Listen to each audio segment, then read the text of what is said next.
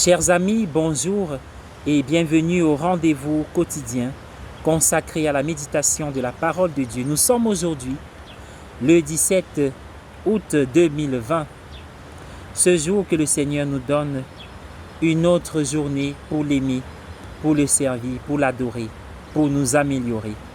Nous parlons d'amélioration et nous pouvons parler aussi de perfectionnement, de pouvoir se remettre en question pour avancer. C'est ce que nous autorise l'évangile de ce jour. La question que le jeune homme a posée à Jésus dans l'évangile d'aujourd'hui. Que dois-je faire pour avoir la vie éternelle? Était une question très importante pour lui. C'était un jeune homme sérieux qui voulait vivre aussi bien qu'il le pouvait, d'une manière conforme à la volonté de Dieu. Il ressort clairement de sa conversation avec Jésus qu'il vivait déjà une très bonne vie. Jésus lui a présenté les commandements qui ont trait à la façon dont nous nous comportons avec les autres, et il pouvait dire avec assurance qu'il avait observé tous ces commandements. Pourtant, il sentait qu'il pouvait faire quelque chose de plus. Que dois-je faire de plus? C'est admirable quand des personnes qui mènent une bonne vie veulent vivre une vie encore meilleure. Nous sentons ce désir en nous. Nous vivons peut-être bien, d'une manière qui correspond au désir de Dieu pour notre vie. Mais nous sentons qu'il y a un autre pas que nous pourrions faire. Nous pourrions nous lancer plus loin dans les profondeurs. Nous pourrions être plus généreux en réponse à l'appel du Seigneur. Cette prise de conscience peut nous laisser un peu déstabiliser, tout comme le jeune homme l'était malgré toutes ses bonnes qualités. Cette forme de désarroi est en fin de compte quelque chose de bon. Elle nous fait comprendre que le Seigneur nous appelle toujours au-delà de notre situation actuelle. D'une manière ou d'une autre, dans la lecture de l'Évangile, le jeune homme ne pouvait pas répondre à l'appel du Seigneur, à aller au-delà de ce qu'il était déjà. Dans son cas, cela aurait impliqué de laisser de côté sa grande richesse, de la donner aux pauvres et de suivre Jésus d'une manière très radicale. En conséquence, il est parti triste.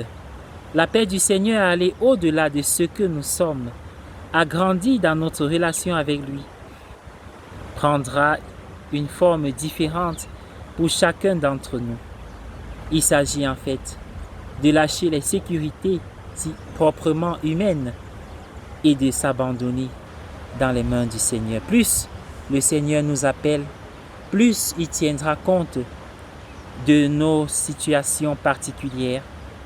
Si nous pouvons discerner ce que cet appel du Seigneur signifie pour nous en cet instant et y répondre, alors nous trouverons la vie, tant ici-bas, maintenant, que dans l'éternité.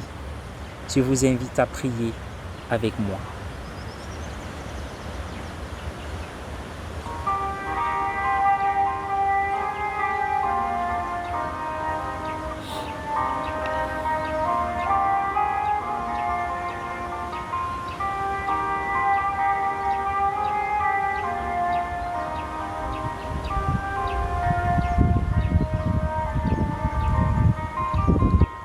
Seigneur Jésus, merci pour la vie que tu renouvelles en nous.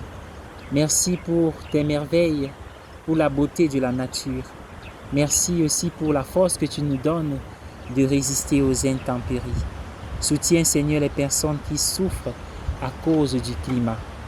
Nous voulons aujourd'hui, Seigneur, te dire merci pour ce désir de perfection qui est en nous, de toujours faire mieux, faire plus pour te faire plaisir et non faire plaisir aux hommes. Donner l'amour autour de nous parce que nous avons reçu l'amour venant de toi. Seigneur, nous te prions spécialement aujourd'hui pour les personnes qui ont perdu le goût de la vie. Celles donc, la vie est devenue insipide et qui n'ont plus de raison d'espérer ou de vivre. Donne-nous, si nous les rencontrons, d'être pour elles un motif de relance et d'espérance. Donne-nous des mots pour leur parler de toi. Donne-nous aussi la joie pour pouvoir les contaminer et les faire sortir de la torpeur de leur vie pour s'améliorer. Et si c'est nous, Seigneur, qui sommes à la croisée des chemins, qui prenons des résolutions sans pouvoir les tenir, qui n'arrivons pas à faire un pas de plus pour changer notre situation, parce que nous comptons sur nos sécurités, nos richesses, donne-nous, Seigneur, de choisir le plus grand des biens, toi-même, ton amour et ta parole, toi qui es vivant pour les siècles des siècles. Amen. Bonne journée à tous et à chacun.